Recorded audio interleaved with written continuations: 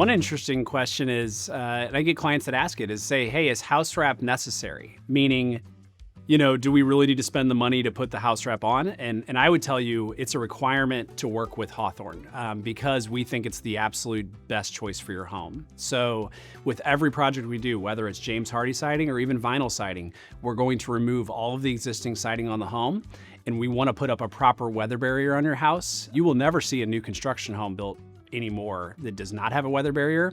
We want to use a very high quality weather barrier on the entire home, taping all the seams, rubber butyl flashing tape around all the window and doors to seal up and make them very airtight, but still be breathable from the inside out. And so that's the whole point of a weather barrier, is that it allows moisture and air to breathe out of the home, but not come into the home.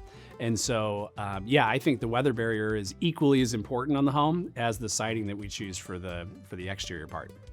I think a house wrap can improve energy efficiency from the standpoint of being more airtight and cutting down on drafts that come through. So air and water infiltration specifically, but again, I think if you really want to maximize energy efficiency, looking to put a good siding product on the house, good energy efficient windows that are installed properly and sealed up around the perimeter, and then always looking at attic insulation, in-wall injections between the studs to really maximize energy efficiency. I don't think there's really a one arrow shot that produces the most efficiency for your home. I think it's kind of an ecosystem of different products and different things that really create the super efficient home.